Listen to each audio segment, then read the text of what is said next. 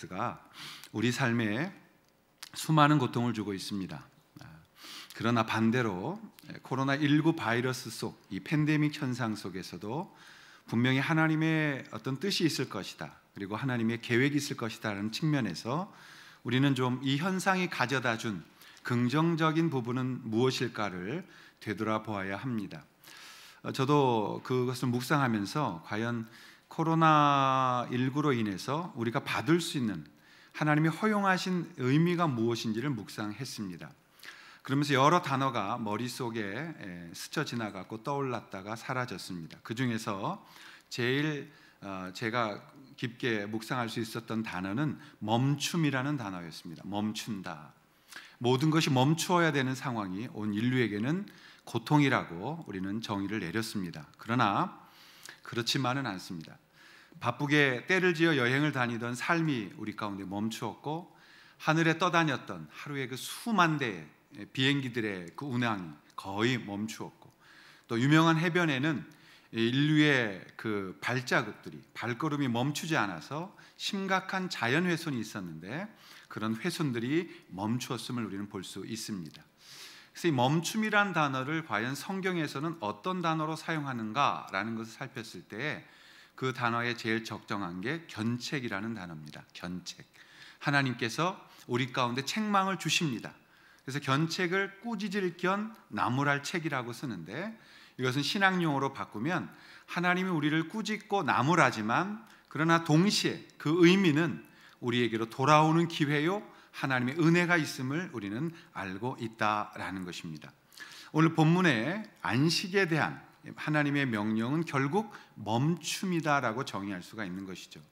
오늘 이제 25장, 26장, 27장을 우리가 하나로 묶어서 이야기할 수 있습니다. 그것은 분명한 하나의 주제로 주님이 말씀하고 있기 때문에 그렇습니다. 레위기 25장 4절에 보면 일곱째 해에는 그 땅이 쉬어 안식하게 할지니 라고 말씀하고 있습니다. 땅도 쉬어야 되고 사람도 쉬어야 되는 것이었죠. 그래서 우리는 많은 사람들이 어떤 하나님이 완전하게 지으신 그곳에 휴식을 통해서 회복을 하고, 그 회복을 통해 이 하나님의 창조물들은 자정하는 그런 능력을 가지고 있었다라는 것입니다. 그런데 인간이 타락한 욕심을 통해서 그 욕심이 하나님의 땅을 병들게 했고, 하나님을 알지 못한 상태에서 욕망으로 그것을 바꿔 놓았던 것이죠. 하나님이 오늘 이 마지막 레위기 말씀을 통해서 이 안식의 명령과 그리고 27장에 나타나는 변심하지 말아라, 서원을 지키라는 말씀, 그리고 맨 마지막 11조의 이야기로 마무리를 하시는 그 이유를 살피려고 하는 것입니다. 우리 모두에게는 하나님의 안식이 필요합니다. 다 고되고 힘들고 지쳐있는 우리의 모습을 주님께 드리면서 오늘 본문을 통해서 진정한 하나님의 안식을 우리가 만나실 수 있기를 축원합니다. 오늘 이 레위기를 따라서 우리가 누려야 하는 참 복은 무엇일까요? 어떻게 해야 우리는 하나님의 참 복을 누리면서 이 땅에서 살아갈까요? 그것은 우리에겐 멈춤과 회개가 절대적으로 필요하다는 것을 배워야 한다는 것입니다. 자, 레위기 26장 2절인데요. 같이 읽겠습니다. 시작. 너희는 내 안식일을 지키며 나는 여호와이니라. 너는 안식일을 지켜야 된다. 내 성소를 경외하라는 하나님의 명령이 있습니다. 하나님은 인간이 죄를 범하고 제일 잃어버린 것을 지적하셨는데, 그 첫 번째가 욕망의 멈춤이 사라진 거예요. 우리는 만족이 없어요. 그래서 끝까지 내가 갈급함을 가지고 나아가는 거예요. 그러자 자신을 돌아봄이라는 것이 사라진 겁니다. 우리 안에 욕망이 멈추지 않고, 그리고 그것이 죄로 되어지니까 우리가 우리를 돌아보지 못하는 거예요. 그래서 우리는 하나님 앞에서 늘 갈급한 상태를 갖고 있는 것입니다. 그러자 하나님께서 이 안식이라는 것을 인간에게 주어야 됐죠. 안식이라는 것은 쉰다라는 것으로 이해되지만 사실 그런 건 좀 더 성경적 의미에서 약한 겁니다. 성경의 의미에서의 안식이라는 것은 쉰다라는 개념을 넘어서서 하나님 앞에 있는 것을 말하는 겁니다. 여러분, 인간이 창조되어졌던 게 언제예요? 맨 마지막 날이었어요. 그리고 사람이 창조되어지고 나서 하나님은 안식이라는 것을 말씀하셨습니다. 그 말은 인간은 눈을 뜨자마자 안식에 들어간 거예요. 그래서 안식은 우리가 육체만 쉰다, 뭐가 쉰다라는 쉼의 개념도 있지만 더 큰 개념은 어떤 것이냐면 하나님 앞에 서 있는 거예요. 그러니까 우리의 참 쉼, 우리의 참 힘, 우리의 참 안식은 하나님 만날 때, 하나님을 바라볼 때 우리에게 온다는 것을 말씀하고 있는 거죠. 예수께서도 내게로 오라, 수고하고 무거운 짐진 자들아 다 내게로 오라, 내가 너희를 쉬게 할 것이다. 우리가 이 안식의 개념을 바로 가지고 오늘 본문으로 접근하면 하나님은 우리에게 이 돌아오도록 길을 열어주신 거죠. 돌아오려면 어떻게 해야 되느냐? 멈춰야 돼요. 우리가 가던 길을 멈춰야 돼요. 내가 갖고 있던 생각을 멈추어야 돼요. 멈춰서지 않으면 돌아오지 못하는 거예요. 여러분, 멈추어야 돼요. 그래서 멈춤을 우리는 배워야 되는 거죠. 그리고 멈추고 나서 무엇을 해야 됩니까? 자신을 돌아보는 거예요. 그것을 우리는 회개라고 말합니다. 우리가 자백한다, 고백한다. 우리가 우리의 삶을 멈추고 나를 돌아볼 때 하나님 앞에 내가 바르게 살지 못하고 있구나, 내가 하나님을 경외하고 있지 않구나, 하나님을 두려워하지 않고 있구나, 그것을 다시 돌아보며 자백하고 주께로 돌아오는 거죠. 그것을 우리는 회개라고 말하고 있는 것입니다. 여러분, 이 회개라는 건 언제 나오느냐? 구원받은 그리스도인들은 의학적으로 몸에 문제가 없는데 답답할 때가 있어요. 꽉 눌린 것 같고 기쁨이 사라져버리고 평안이 없고 두려울 때가 있어요. 왜 그렇지? 왜 그렇지? 그럼 병원에 가면 다 스트레스라고 그래요. 근데 우리는 그것을 이렇게 말하겠습니다. 하나님 앞에서 영적인 문제로 바라볼 때 우리가 쌓여진 무게의 죄의 짐을 느끼고 있는 거예요. 그럼 그런 분들에게 회개해야 된다라고 말하면 특별히 잘못한 게 없어요, 이렇게 말해요. 그게 회개할 때가 됐다는 거예요. 여러분, 정말 우리가 특별한 잘못이 없는 것 같으나 하나님 앞에 엎드리면 그 우리의 교만함이, 우리가 하나님을 알지 못함이 얼마나 무서운지를 알게 되어지는 겁니다. 그래서 하나님 앞에 엎드릴 때 우리는 회개하며 주님께로 돌아가며 주님을 사랑하게 되고 주님 앞에 서게 되어지는 것이죠. 우리들에게 하나님은 이 안식을 가르치기를 원하셨어요. 근데 안식이라는 걸 가르치려는데 사람들이 안식 그렇게 하니까 하나님 앞에 선다, 이런 좀 피상적이고 형이상학적인 단어를 쓰면 적용을 못하는 거예요. 그래서 하나님이 안식을 적용하게 하시기 위해서 무엇을 만들었느냐? 어느 날을 정한 거예요. 날을. 그래서 이 날에 너희가 쉬어라, 이 날에 예배를 드려라, 이 날을 안식을 누려라. 그래서 그 날을 안식일로 정한 겁니다. 그런데 안식일을 정해놔야만 인간은 조금이라도 하나님의 마음을 알 수 있으니까. 근데 하나님이 그 안식일을 정해서 안식을 가르치셨는데 이 사람들은 또다시 안식의 개념은 상관없고 자꾸 우상을 섬기는 죄의 습관이 있으니까 자꾸 나를 지키려고 하는 거예요. 그래서 안식을 지키라고 만들어 놓은 안식일을 자꾸 나를 지키면 된다라고 말하는 거죠. 그게 인간이 갖고 있는 어리석음인 것입니다. 오늘날도 안식을 지키라고 안식일을 만들었는데 안식의 개념은 없고 날만 지키려고 하는 새로운 율법주의가 있지 않습니까? 그걸 우리는 이단이라고 말하는 것입니다. 그렇다면 여러분, 우리가 다시 한번 돌아보면서 하나님이 왜 안식을 주시고 그 안식을 안식일에 담으셨는가를 돌아볼 필요가 있는 거예요.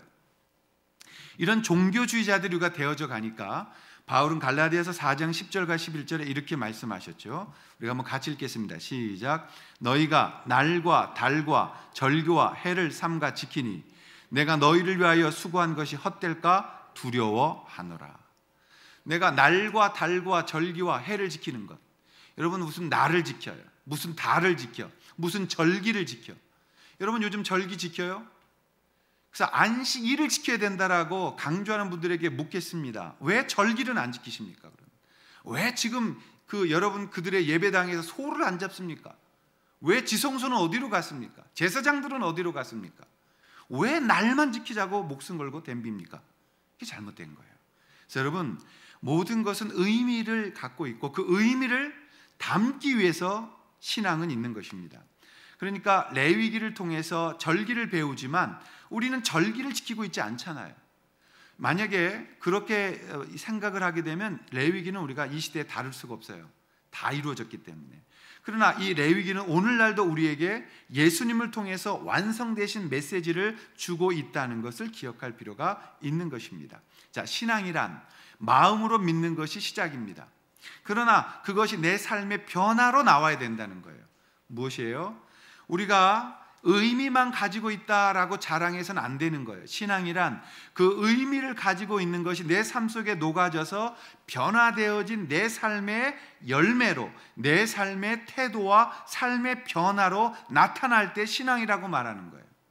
우리는 의미만 가지고 있는 것을 자꾸 신앙이라고 말해왔다는 것, 그것을 조심해야 된다라는 것입니다. 그것은 무서운 함정이고 신앙의 재앙이 될 수가 있는 거예요. 회개는 안 믿는 사람들만 하는 것이 아닙니다. 신앙인들도, 그리스도인들도 날마다 주님 앞에 자백하고 고백함으로 우리는 새로워져 가고 그 새로워짐을 통해서 하나님 앞에 서게 되어진다라는 것을 볼 수 있는 것이죠. 그러면 하나님께서 이렇게 말씀합니다. 자, 26장 3절부터 13절을 보면 안식일을 지키는 자들에게 주는 축복이 임하고 있습니다. 안식일을. 그래서 어떻게 시작하느냐? 너희가 내 규례와 계명을 준행하면 이라고 시작해요. 너희가 내 규례와 계명을 준행하면, 즉 마음으로만 믿었다라는 것이 아니라 규례와 계명을 지킬 때, 즉 그 지키는 의미에서의 삶의 결론을 말하고 있는 거죠. 자, 그러면 어떤 복을 주세요? 3절부터 13절에 너희가 내 계명을 지키면, 내게로 온다면, 너희들이 회개하고 자복하면서 내 앞에 선다면, 이런 말이죠. 그럼 어떤 복을 주시나요? 4절부터 저와 한 절씩 교독을 한번 하겠습니다. 우리가 이런 복을 받겠다는 거죠. 4절을 제가 먼저 읽겠습니다. 내가 너희에게 철따라 비를 주리니 땅은 그 산물을 내고 밭의 나무는 열매를 맺으리라.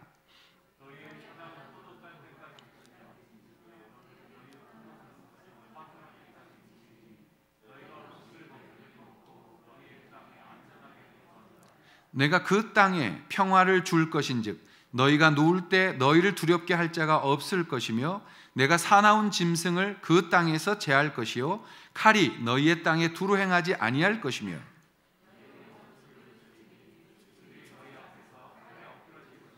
또 너희 다섯이 백을 쫓고 너희 백이 만을 쫓으리니 너희 대적들이 너희 앞에서 칼에 엎드려질 것이며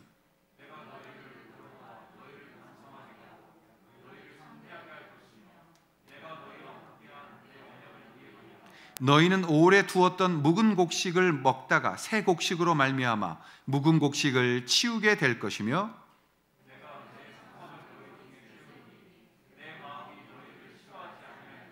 나는 너희 중에 행하여 너희의 하나님이 되고 너희는 내 백성이 될 것이니라.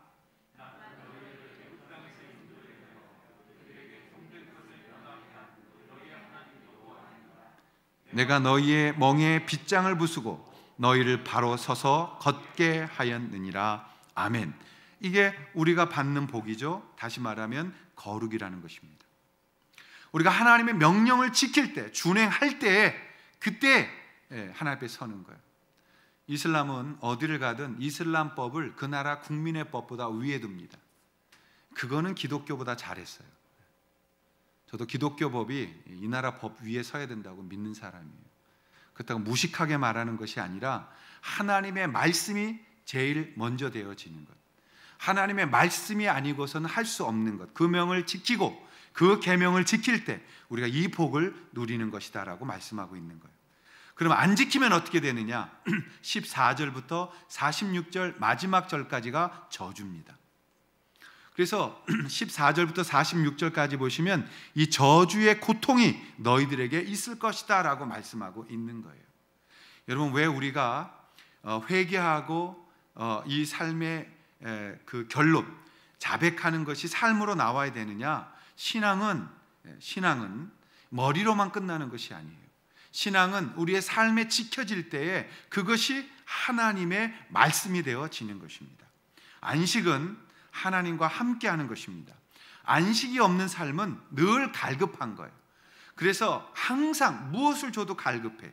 모든 것을 가져도 목말라하고 내가 충분하면서도 늘 부족하다는 그런 비교와 피해의식 속에 살아가게 되어져 있는 것입니다. 세상을 다 가져도 갈급해. 그러니까 자신이 신이 되려고 하는 거예요. 내가 하나님이 되려고 하는 거예요. 영원해지려고 하는 거예요. 그것이 바로 우상이 되어지고 있는 것입니다. 오늘날 안식을 잃어버린 이 시대 속에서 우리는 안식이 있는 날을 만들어야 되는 것입니다. 여러분의 안식을 만드셔야 돼요. 안식은 모든 것들을 멈춤으로부터 시작하는 것입니다. 어느 날 한 날 정해서 여러분들 멈추셔야 돼요. 다 내려놓으시고, 그리고 하나님께서 우리에게 주신 것들을 돌아보는 거예요. 그리고 그것에 대하여 감사함으로 하나님 앞에 돌아가는 것들을 하셔야 된다라는 것입니다. 근데 우리가 이런 일들을 못하는 가장 큰 방해물이 있습니다. 한국 교회에 언제부턴가 생겨난 아주 무서운 게 하나 있었는데, 그게 뭐냐면 구원의 확신이라는 거예요. 구원의 확신은 굉장히 중요한 겁니다. 사실 굉장히 많은 중세 신학자들이 구원의 확신을 잃어버린 것보다 더 비참한 일은 없다라는 말을 했어요. 근데 오늘날은 또 너무 이 구원의 확신이라는 말이 자신의 신앙이 되어져 버린 거예요. 그래서 마치 내가 구원의 확신을 가지고 있기 때문에 구원받는 것처럼, 이런 아주 무서운 착각을 우리가 하게 되어지는 것입니다. 여러분, 가인과 같은 나의 신앙을 가지면 안 되는 거예요. 하나님 앞에 우리가 제일 두려워해야 되는 것은 내가 구원의 확신을 가졌기 때문에 구원받는 게 아니라, 내가 하나님을 믿고 그 하나님 앞에 삶을 회개하고 주께로 가 있었더니 우리의 삶이 그 주님으로 인하여 계명이 지켜지며 내 삶 속에 주님의 열매가 맺혀지는 것을 보고 우리는 하나님 안에 있다는 것을 검증받는 것을 신앙이라고 말하는 것입니다. 오늘날 모든 사람들은 구원의 확신이 있대요. 예수 믿으십니까? 그럼요, 구원의 확신이 있습니다. 확신으로 구원받는 게 아니에요. 여러분이 그 확신, 거듭났다는 확신, 구원의 확신, 아름다운 것입니다만, 그 구원의 확신이 오늘날 믿음의 방종의 도구가 되고 있다면 잘못된 것입니다. 구원의 확신이 있는 분이 어떻게 방종할 수 있습니까?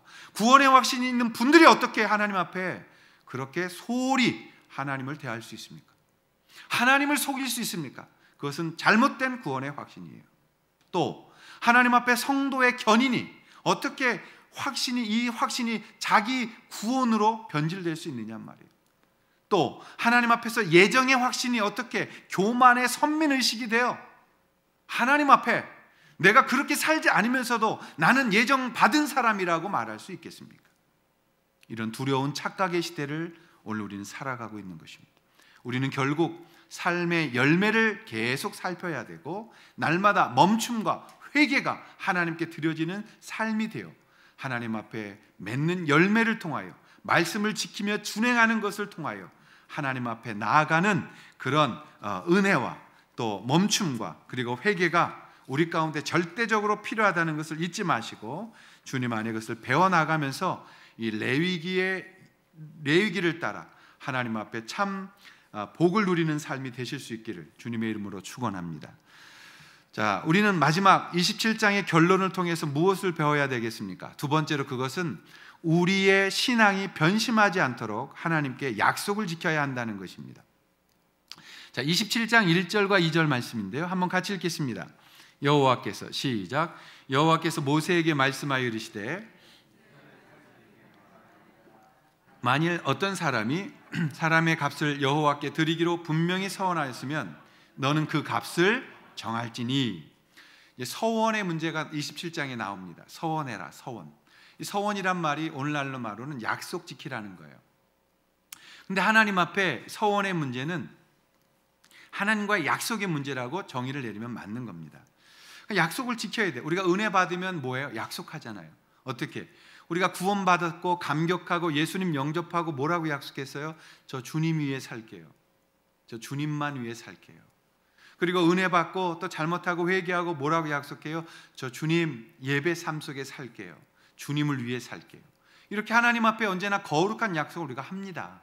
그게 신앙입니다. 그런데 이 약속을 우리가 지키고 있느냐라는 것입니다. 아니요. 우리는 늘 연약하고 넘어지고 이 약속을 지키지 못하고 있습니다. 때로는 요리조리, 어떻게 보면 말장난을 통해서 이 약속을 회피하고 있을 때도 있습니다. 이게 문제인 겁니다.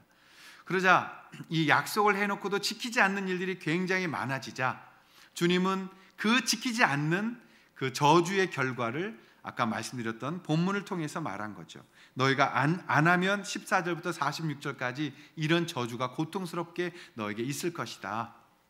자, 오늘날 이 말씀을 우리 가운데로 가지고 와서 적용시켜 본다면 우리는 헛된 맹세를 하지 말아야 된다는 것입니다. 그 예수님께서는 인간들이 약속을 안 지키니까 예수님이 오셔서 마태복음 5장 33절에 헛된 맹세하지 말라 그래요. 산으로도 하지 말라, 주의 이름으로도 하지 말라, 여기저기에다 대고 맹세하지 말라 그래요. 왜? 너희들 어차피 안 지킬 거니까. 맹세는 헛돼서는 안 되는 것이니까. 우리도 신앙생활하면서 하나님 앞에 변심하지 말라고 주님은 지금 말씀하고 있어요. 레위기에 네 마음 변하면 안 돼, 변하면 안 돼. 근데 우리는 변해요.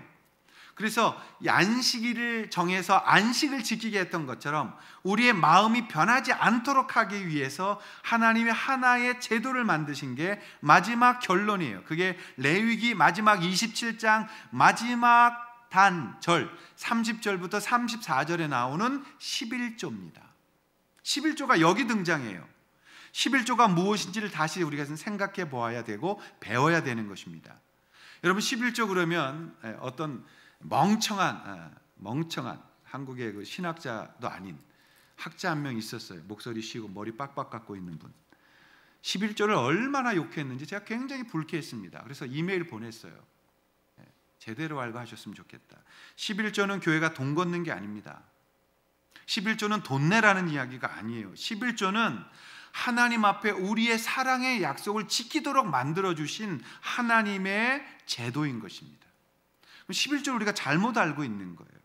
자, 그럼 다시 한번 11조에 대해서 생각해 보겠습니다. 11조는 우리를 하나님 약속 안에 머물게 해주는 너무나 중요하고 귀한 하나님의 언약의 제도인 것입니다. 여러분, 우리가 하나님을 속이거나 사랑하지 않는 사람은 절대 지킬 수 없는 게 있어요. 그게 11조 신앙 고백이에요. 그래서 여러분 11조를 지킬 때 우리는 하나님께 드리는 이 서원의 약속 안에 있는 거예요. 그들이 참 안식을 받아 누리며 살아가는 하나님의 백성임을 증명하는 게 뭐냐? 11조입니다. 근데 우리는 11조를 보면 아까워요. 왜요?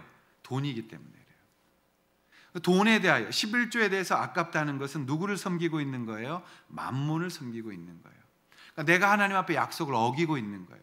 하나님 정말 주님 사랑하기를 원해요. 하나님 사랑할 거예요. 하나님 내가 믿음 지킬 거예요. 그런데 돈만 보면 약해지는 거예요. 아직 내 안에 뭐가 있는 거예요? 만몬신이 강하게 있는 거예요. 그래서 우리는 돈 앞에 부끄러워지고 연약해지는 거예요. 그래서 11조를 온전하게 드리지 못하는 거예요. 다시 말하면 첫 번째 것으로 주님 앞에 드리지 못하고 있다는 것을 말하고 있는 것입니다. 사랑하시는 여러분, 11조를 억지로 드렸다면 이제는 정말 소중함의 약속을 지키는 그 기준으로 하나님 앞에 나아가실 수 있기를 바랍니다. 11조를 돈으로 보지 마시고 하나님의 은혜의 약속을 지키는 것으로 보셔야 되는 거예요. 그렇게 할 때 11조가 우리를 지켜주는 겁니다. 여러분, 우리가 온전한 신앙생활을 하는 것, 하나님 앞에 온전히 약속드리고 복된 삶의 원리를 배운다는 것은 바로 하나님 앞에 언약을 지키는 거죠. 언약을 지키는 것을 하나님은 어떻게 우리에게 실천하게 만드셨냐면 그것이 바로 11조라는 것입니다. 하나님은 돈 받고 싶은 것 아닙니다. 하나님은 11조 설교를 통해서 교회가 돈을 거두라고 말씀하신 적이 한 번도 없습니다. 하나님은 이 11조를 말씀하시면서 이것은 돈의 문제가 아닌 너희의 삶의 문제라는 거죠. 오늘날 들어와서 이것을 헌금으로 했죠. 옛날 농사로 바꾸어 보시면 농사철 때는 11조를 뭘로 드렸겠어요? 농작물로 드렸어요. 그래서 시골에 가서 우리가 이렇게 내려가 도와드리고 하다 보면 한 번은 전라남도 어디 가서 이제 교회를 섬기고 그 주일을 거기서 드렸는데 하나님 앞에 11조를 이렇게 이제 거기는 봉투로 이거 읽어서 드리는 거예요. 시골 교회니까. 읽는데 뭐라 그러냐면 아무개 권사님 늙은 호박 11조 하셨습니다. 이렇게. 그러니까 이게 11조인 거죠. 다시 말하면 11조를 드리는 가장 중요한 건 뭐냐? 우리가 되어져야 되는 거예요. 우리가 하나님 앞에 드려진 언약을 드리는 것, 그게 11조를 하는 거란 말이에요. 근데 우리는 이것을 오늘날은 돈이면 편하니까 돈으로 하는 것이죠. 여러분, 결국 11조의 문제는 우리가 하나님을 온전히 섬기는 언약을 지키는 사람으로 살아가느냐, 아니면 여전히 만몬 앞에서 이 방해를 받고 하나님 앞에 이 혼합된 신을 섬기고 있느냐의 문제로 갈 수밖에 없는 것입니다. 하나님은 남는 것 나에게 바치라고 하지 않았어요. 자, 27장 30절에 보시면요, 그리고 그 땅의 10분의 1 곧 그 땅의 곡식이나 나무의 열매는 10분의 1은 여호와의 것이니 여호와의 성물이라, 이렇게 말씀합니다.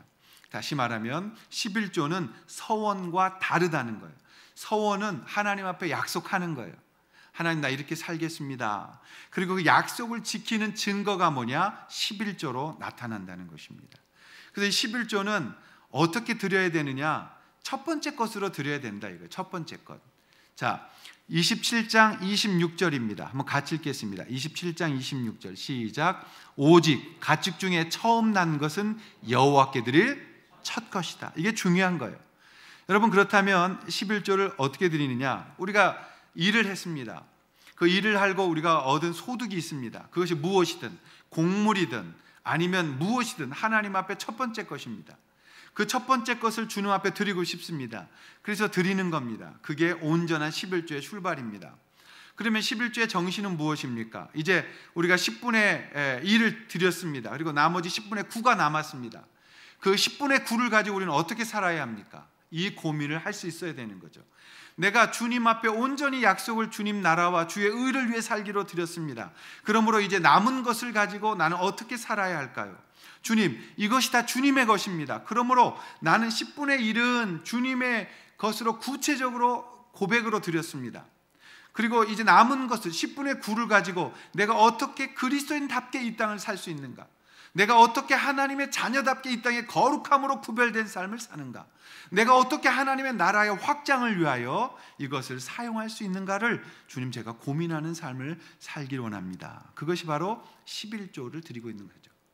10분의 1만 띄워놓고 10분의 9는 내 먹고 사는 문제로 다 소비해버리는 것은 진정한 11조가 아닌 거죠. 온전히 주님의 것을 통하여 주님을 위하여 어떻게 살아갈 것인지를 고민하는 사람들, 그리고 그것에 구별됨을 갖고 있는 사람들이 11조의 삶을 살아가는 것이죠. 주님께서 그때 그것을 기뻐 받으시는 거예요. 그리고 우리 가운데 무엇을 주시느냐? 이 안식이라는 샬롬을 주는 것입니다. 여러분, 샬롬, 이 샬롬이라는 것이 무엇이에요? 하나님의 주시는 평안함. 인간이 맛보는 그런 평안함이 아니라 하나님이 주시는 평안함. 그 평안함을 예수께서는 요한복음 14장 27절에 이렇게 말씀하셨어요. 평안을 너희에게 끼치노니 곧 나의 평안을 너희에게 주노라. 내가 너희에게 주는 것은 세상이 주는 것과 같지 아니하니라. 너희는 마음에 근심하지도 말고 두려워하지도 말아라. 내가 너희에게 평안을 줄 것이다. 근데 이 평안은 세상이 주는 것과 같지 않다는 겁니다. 그렇습니다. 이 평안을 맛보면 두려워하지 않는 거예요. 두려워해야 되는데 두렵지 않은 거예요. 걱정해야 되는데 걱정이 안 되는 거예요. 그리고 하나님 앞에 담담하게 우리가 가야 할 길을 걸어가는 것입니다. 초대교회 성도들이 그 죽음의 칼날 앞에서도 찬송을 부를 수 있었던 평안함, 하나님 앞에 내 모든 것들을 내려놓고 믿음을 위해 서라면 기꺼이 나의 모든 것들을 온전히 드립니다라고 고백할 수 있었던 평안함. 세상에 돈을 의지하지 않습니다. 통장에 얼마가 있느냐가 우리에게 평안함 주지 않습니다. 내가 얼마나 버느냐가 우리에게 평안함 주지 않습니다. 진정한 평안함은 그것을 내려놓을 때 생겨나는 이 샬롬이라는 주님의 평안이 우리 가운데 임하게 되어지는 것입니다. 이제 올해의 말씀의 저물어 갑니다. 한 주만 지나면 이제 2021년 신축년 해를 맞이합니다. 우리가 새로운 해를 맞이합니다. 아니, 신축년 해가 아니죠. 주님의 해를 맞이합니다. 주님의 해입니다. 내년도도. 우리가 이 주님의 해를 맞이하면서 올해 주셨던 말씀에 그대로 이루어 주신 하나님을 통해 내년도에도 우리에게 주신 말씀을 이루어지기를 기도하면서 하나님 말씀을 봅니다. 올해 주셨던 말씀은 예레미야서 29장 11절부터 14절의 말씀이었어요. 여호와의 말씀이니라.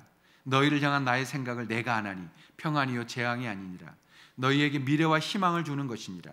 너희가 내게 부르짖으며 내게 와서 기도하면 내가 너희들의 기도를 들을 것이요 너희가 온 마음으로 나를 구하면 나를 찾을 것이요 나를 만나리라.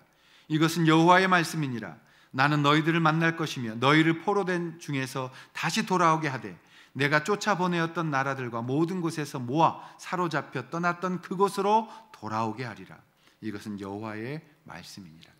하나님께서 올 한 해 우리에게 희망과 미래를 주셨습니다. 그리고 우리에게 주셨던 본래의 그 비전 앞에 서게 만들어 주셨습니다. 그리고 우리는 그 말씀을 따라 올 한 해를 쫓아왔습니다. 제가 참 올 한 해는 너무너무 걱정이 있었죠. 사실 기도하면서도. 그러나 하나님이 계속된 평안을 주셔서 정말 코로나 속에 안 오는 분들을 생각하면 걱정이에요. 저분들의 신앙이 어떻게 될까? 저분들이 교회는 정말 나가고 계신가? 저분들이 교회 안 나와 예배 안 드리고 계신데 어떻게 신앙하고 있는가? 네. 만나러 간다고 해도 아유 코로나인데 뭐요 이래요. 네. 전화로는 한계가 있고 그렇다고 물에 쫓아가고 싶지도 않았고 그냥 기도합니다. 하나님께 맡기는 수밖에 없었어요. 예배 인원 정말 뭐 말도 안 되게 줄었죠. 그리고 많은 이 마음속에 헌금도 굉장히 많이 줄고 있을 거라고 걱정을 했어요. 사실. 그렇지만 이 모든 것들은 하나님께서 보고 계시고 하나님이 지키시는 교회라면 우린 이길 것이다 라는 하나님의 평안도 맛본 것이 사실입니다. 연말이 돼서 우리가 재정결산을 받습니다. 그랬는데 놀랍게도 작년보다는 적었어요. 왜요? 작년에는 우리가 비전헌금이라는 걸 했습니다. 그래서 적지 않은 돈이 나왔고 그 액수가 비전헌금으로 특별히 드려졌던 헌금이었죠. 올해는 그런 게 없었어요. 올해는 특별하게 이렇게 그래도 헌금을 좀 이렇게 하신 분들이 작년 재정년에 비해서 굉장히 적었어요. 그래서 사실은 좀 걱정이 됐어요. 놀랍게도 작년 헌금보다 올해가 더 많았습니다. 여러분은 안 놀랄지 모르지만 저는 기적이라고 생각했어요. 어떻게 이렇게 모이지 못할 때, 어떻게 이렇게 힘든 시기에 비전헌금 빼면 올해가 더 소폭으로 오히려 헌금이 늘었다. 참 이렇게 얼굴로 못 봤지만 우리 성도들이 그래도 이 교회를 지켜오는 그 마음을 같이 품고 있었다. 하나님께서 우리 가운데 은혜를 부어주셨다. 우리의 눈물의 기도를 받으셨고 우리가 갖고 품고자 하는 이 비전을 허락하셨다. 그거에 얼마나 제가 감격을 했는지 모릅니다. 그래서 그냥 할 수 있는 말은 하나밖에 없었어요. 하나님 감사해요. 사랑하는 모든 성도님들께 감사해요. 우리는 이 공동체를 이제 만들었고 단단한 기반, 베이스를 갖게 되어졌다. 하나님이 그렇다면 이제 일하실 것이다. 그리고 오늘 말씀 보면서 내 마음에 가장 강하게 도전 주셨던 말씀을 올해의 말씀으로 다시 삼았습니다. 어떤 말씀이냐? 잠언서 4장 8절과 9절 말씀. 우리가 한번 같이 읽겠습니다. 시작. 그를 높이라. 그리하면 그가 너를 높이 들리라. 만일 그를 품으면 그가 너를 영화롭게 하리라.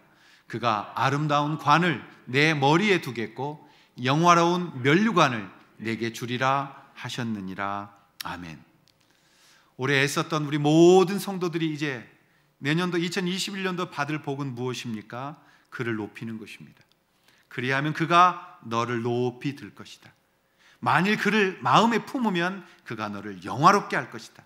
그가 아름다운 관을 내 머리에 두겠고 영화로운 면류관을 너에게 줄 것이다 라고 말씀합니다. 여러분 여기서의 면류관이라는 것은 뭐냐면 스테파노스라는 거예요. 그게 하나님 앞에 받는 보물로 우리는 설명해 왔습니다만 왕관이라는 뜻은 두 개의 단어로 씁니다. 하나는 왕권을 말할 때가 있고 하나는 하나님의 영광을 말할 때가 있습니다. 스테파노스라는 이 면류관을 우리는 받기를 원합니다. 그것은 어떤 뜻이냐면 여러분 이 올림픽 주자들이 그 2000년 전에 받았던 면류관이 뭐예요? 올림피아 나무, 그 월계수 나무를 가져다가 머리에 씁니다. 근데 이 월계수 나무는 금방 마르면 퍼석퍼석 부스러지잖아요. 그러면 이게 무슨 2년 동안 수고해야 될 이유가 이런 거 받으려고 했던 건 아닐 것 아니겠어요? 그래서 이 스테파노스라는 것은 영광을 뜻하는 거예요. 그분의 그 사람들이 그분 앞에 존귀함을 갖는 것을 뜻하는 거예요. 우리가 내년도에는 우리가 주님을 높이는 겁니다. 그리고 그를 돕는 겁니다. 잠언서를 보면서 하나님 계속 주셨던 말씀은 내년도에는 계속 도우라. 하나님께서 우리 가운데 계속 다른 연약한 자들을 도우라. 그를 높이라. 그 주님을 높이며 사람을 높이며 너희들이 섬긴다면 너희는 마침내 하나님의 영화로움을 볼 것이다 라고 말씀하시는 겁니다. 올 한 해 너무너무 애쓰셨습니다. 정말 감사합니다. 그리고 너무너무 감사합니다. 우리가 이제 레위기를 따라서 예수님을 만났고 이 언약의 복을 온전하게 주님 앞에 드릴 때 우리는 주님이 부어주시는 더 큰 일을 감당할 수 있게 되어지시는 겁니다. 백성답게 결단하면서 주님의 복을 누리면서 하나님의 이 견책이 올 때 그걸 기쁨으로 오히려 받고 하나님의 뜻을 따라 엎드리게 되어지는 것, 그 기대가 말씀을 따라 우리에게 내년도에도 신실하게 응해지기를 주님의 이름으로 축원합니다. 기도하겠습니다. 우리 다 함께 자리에 일어나셔서 마지막 찬양 드리시겠습니다. 에베네셀 하나님,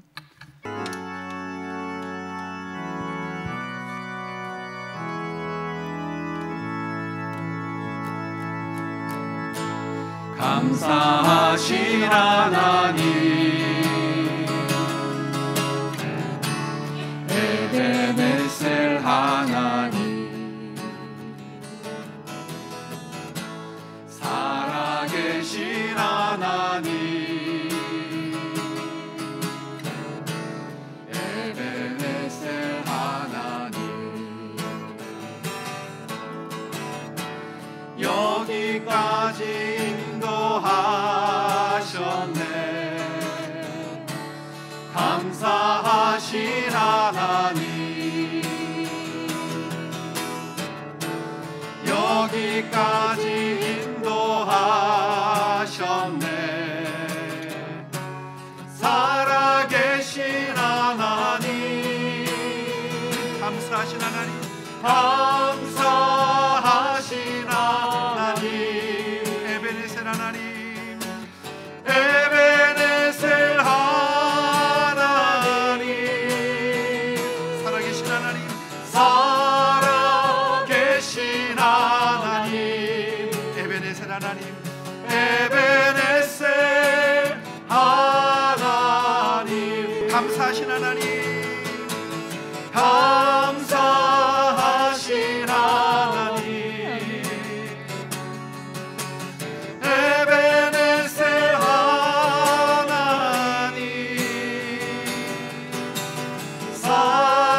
살아계신 하나님, 에베네셀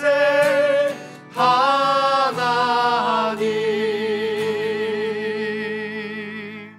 이제는 우리 주 예수 그리스도의 은혜와 하나님 아버지의 사랑하심과 성령님의 함께하심이 오늘 우리의 에베네셀 하나님 되셔서 여기까지 인도하셨고 앞으로도 우리의 약속의 땅으로 인도하실 그것을 믿으며 나아가는 살아가는 모든 성도들 머리 위에, 가정과 교회 위에 영원토록 함께하여 주시기를 간절히 축원하옵나이다. 아멘.